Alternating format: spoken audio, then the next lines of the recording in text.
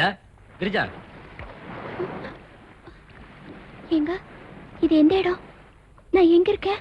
ஒண்ணும் பயப்படாத, நீ பீச்சில் தான் இருக்க. நீ தூக்கத்துல நடந்து வந்த, நான் உன்னை ஃபாலோ பண்ணி வந்தேன். நாங்களும் ஃபாலோ பண்ணி தான் வந்தோம். ஸ்டேஷனுக்கு வாங்க.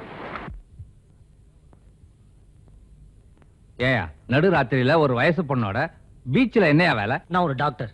அவங்களுக்கு தூக்கத்துல நடக்கிற வியாதி இருக்கு. அதை ஆராய்ச்சி பண்றதுக்காக தான் நான் பீச்சுக்கு போனேன். ஆராய்ச்சியை நடுராத்திரிலையா பண்ணுவிய? சரியான ஆளியா நீ.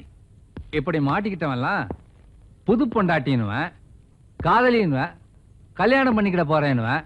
அப்படி சொல்லியிருந்தா கூட உன்னை மன்னிச்சு விட்டுருக்கலாமியா. ஆனா நீ நோயாளின்னு சொல்லி என்னையே காது குத்துன பாரு, உன்னை மன்னிக்கவே கூடாதியா. கான்ஸ்டபிள், பிடிச்சு உள்ளதால. அது சார், இது நான் வந்து ஒரு பெரிய குடும்பம். கிரிஜா, நீ என்ன பேசாம இருக்க சொல்லு. சார், எங்க 2 பேருக்கும் கூடிய சீக்கிரத்திலேயே கல்யாணம் நடக்க போகுது. நிச்சயம் கூட ஆயிடுச்சு சார். அப்படியாமா? இத முன்னாடியே சொல்லி இருக்க கூடாது. யோ, சாமி படத்துல இருக்கிற அந்த மாலையை கலத்து. ஆளுக்கு ஒரு மாலையை குடியா. சார், மாலையை மாத்திக்கிடுங்க. சார், நிச்சயம் ஆயிடுச்சுன்னு சொன்னில்ல, அப்புறம் என்ன தயக்கம்? மாலையை மாத்திக்கங்க.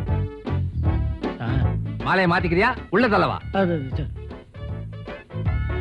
குட், அப்படியே இருங்க, வரேன்.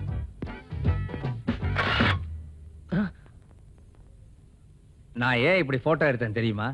என் பேரே கல்யாணம். என் சர்வீஸ்ல இங்க எத்தனை கல்யாணம் செஞ்சு வச்சிருப்பேன் தெரியுமா? இனிமே நீ அந்த பொண்ணை ஏமாத்த முடியாது, அந்த பொண்ணு உன்னை ஏமாத்த முடியாது. நீங்க 2 பேரும் சேர்ந்து என்னை ஏமாத்த முடியாது. சந்தோஷமா போயிட்டு வாங்க.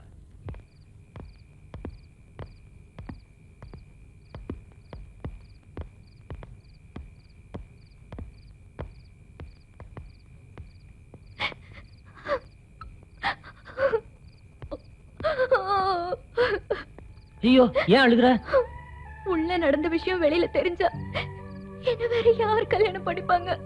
என்ன கிரிஜா அப்படி சொல்லிட்ட? என் மானத்தையும் குடும்ப கௌரவத்தையும் காப்பாத்தின உன்னை நான் விட்டுருவேனா?